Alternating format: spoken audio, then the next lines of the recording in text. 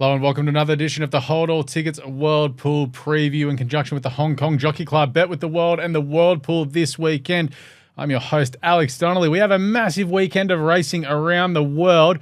Group 1 racing from Flemington, Rosehill Gardens and Meydan for Dubai World Cup night. So plenty of racing for us to get our teeth stuck into this weekend. The World Pool races this weekend are races 7 and 8 at Flemington, races 8 and 9 at Rosehill, and at Meydan 2, 3, 4, 5, 6, 7, 8, 9. So just missing the first event there on Saturday evening, but a massive weekend of racing. A lot of short price favourites are going to go around this weekend as well. So I think there'll be a fair few all-ups rolling in from possibly a Rosehill into Meydan on Saturday evening. Now, all bet types are available for punters on the World Pool this weekend. Of course, you've got all of your exotics, which may be the way to play with some of these short-priced favourites this weekend, because think of it, we've got Forever Young, Ombudsman, Aliana, so on there throughout the evening, or day and the evening this weekend. So a lot of punting action to get into, so we may as well rip into it. We'll start off at Flemington this weekend. Race 7, the Roy Higgins over 2,600 is the first World Pool event on Saturday afternoon. It is at winning you into the Melbourne Cup, and Litzdale looks like the most likely type here. Well suited at the sets, weights and penalties, rated 96 off a 54.5 weight carry here. Thought the run last start was fantastic behind Akura there. Just really running through the line, settled right back near last in a brutally run race, and she was charging through the line.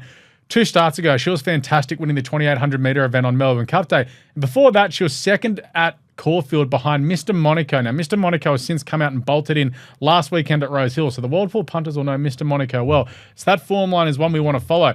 Step up the 2,600 metres from the 2,000 metres. Third up should be no issue whatsoever. Horse is going quite well. Danny O'Brien has his horses absolutely flying at the moment, so you want to be with Litzdale here as well. I reckon this horse will be absolutely crushed come race day 2 to start really short.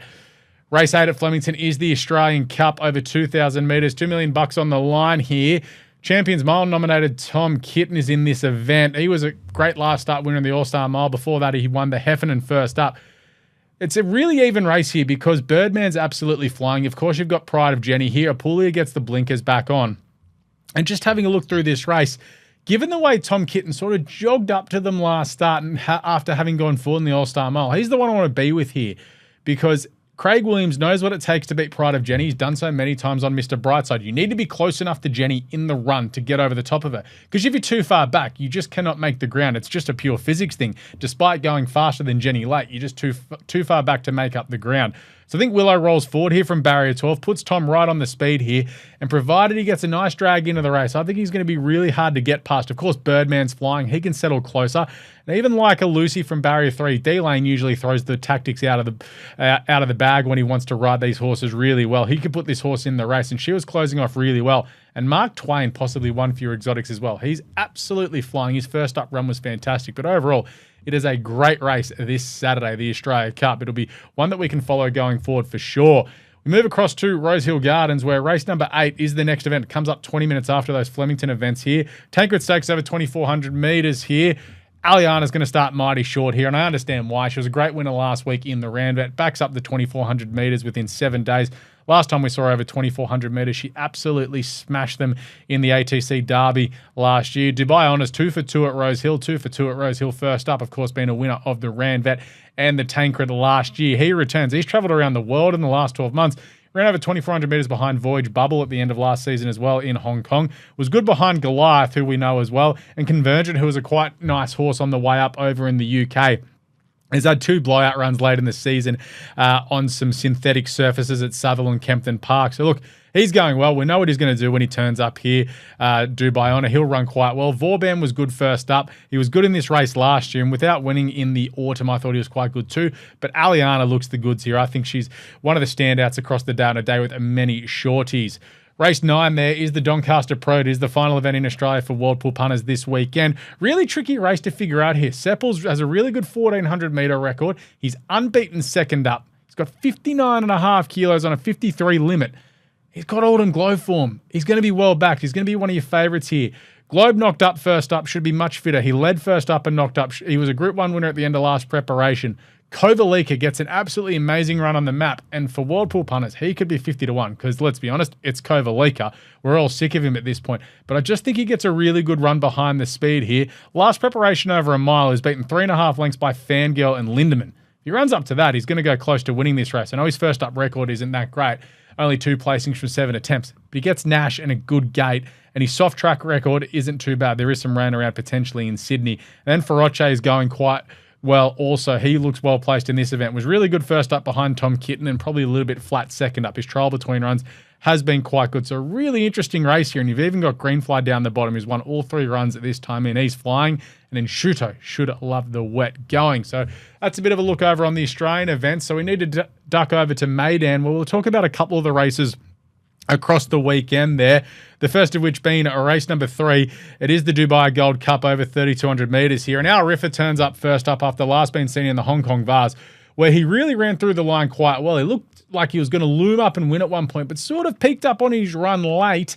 Thought he'd be in the Shima Classic, but the fact that they're running over 3,200 metres here shows that Joseph O'Brien's pretty confident with how this horse is going. And Dylan Brown McMonagle, after riding so well in Hong Kong over the last few months, he turns up in Dubai on Saturday evening. This horse has the visors on here, and he just looked through this race. It is not the strongest of races here. Unfortunately, with what's going on in the world at the moment, this meeting's not as strong as what it should be. It is still chock full of quality. Some very good horses are turning up here. Our Riff is probably one of the starting points that I want to talk about. Yes, he's drawn barrier 9, but you've got a long run in that home straight in Dubai to get to the first turn as well. I think he should be able to tuck in. I think he's going to be too strong in this event.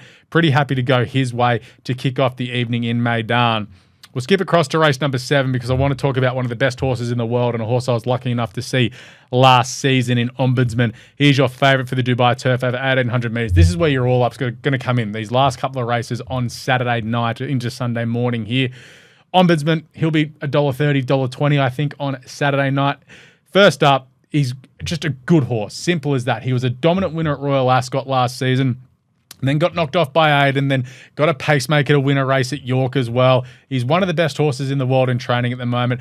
1,800 metres, probably right at the limit for him. He's obviously known as a 10 furlong horse here. Has form around Caland again, who we'll talk about later as well. But he's just a good horse. Barrier 7, not too much of an issue in a small field here. Just the 11 to go around. And you just sort of have a look at the ratings of this as well. He's rated 128 up against the next closest is Gaia Force at 117.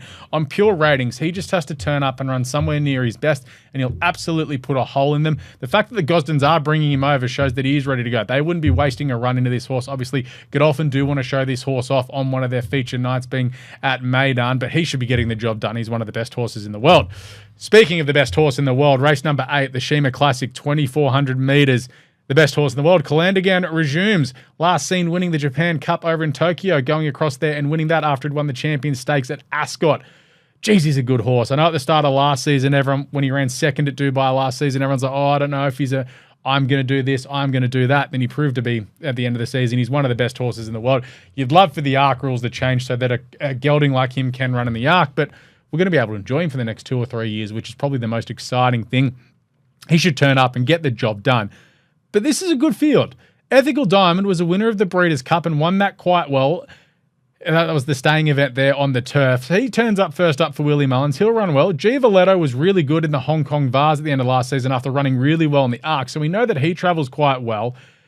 If Calandigan's not at his best, he's still going to need to run a decent rating to win this race, which he should do. Let's be honest, he should be winning this race no matter what. But Ethical Diamond and Giavoletto will keep him honest here in this small field. And West Wind Blows, we've seen him out here in Australia. He's placed in a Caulfield Cup as well. So it's a small but select race. Really interesting race, but I think Calandigan just from barrier 2 just needs to get out of trouble and he'll get the job done. Final event of the night is the Dubai World Cup on the Tapeta surface here. We have just an amazing race here worth $12 million. Forever Young. He's the best dirt horse in the world. He was absolutely fantastic winning over in Saudi after he'd won the Breeders' Cup as well. It's just great that we get to see this horse sort of travel around the world. He's hardly had a run in Japan, actually, which is really sort of disappointing, I guess, for the local fans. They really don't get to see him too much anymore. Of course, he was touched off in this race last year after he had that amazing race against Romantic Warrior over in Saudi Arabia. There was no Romantic Warrior in Saudi Arabia. He was too strong for them there, winning by a length, winning it nice and easily. You think here he just needs to stay out of trouble to be getting the job done here. Barrier 6 is good for him. He can stay off the fence and roll into the race around the turn and prove too good. Now, Meydan, not the track, the horse, we saw in a Melbourne Cup, was fantastic winning on the turf last start, and the Crisfords have switched him to the dirt, which is very interesting. So interesting to see how he does handle that surface. And Walk of Stars at the back end of last year over in Dubai had been running quite well as well. So that's probably a horse that you can look at for your exotic plays here, but it does look like Forever Young's race to lose, and Magnitude does turn up as well, but he probably does look a little bit outclassed here by Forever Young. He's probably the standout horse. He and Calandigan are the two that you want to see on the evening, so there's going to be some really good replays to watch on Sunday morning if you've had your bets overnight like I will and go to sleep. The all-up that I'll be taking, obviously, will be Ombudsman into Calandigan into Forever Young. Going to be a fun evening of racing over there in Dubai. I can't wait to see the results of that as well. But that is the Hold All Tickets World Pool preview done and dusted this week. Thanks to our friends at the World Pool and the Hong Kong Jockey Club. Make sure you are betting with the World Pool. Plenty of World Pool action still coming your way in the Sydney Autumn Carnival. We've got day 1 and 2 of the championships coming up. I know Stradbroke Days are part of the World Pool coming up later in the Queensland Winter Carnival. Of course, Champions Day is just on a month away, so that's going to be a fantastic week of racing over in Hong Kong. We'll have the 3 Group 1s there, the Sprint Prize, the Mile, and the Cup. I can't wait to get over there again next month. But good luck if you're having a bet this weekend, and we'll catch you next time on the World Pool Preview. What's gambling really costing you? For free and confidential support, call the number on the screen or visit the website.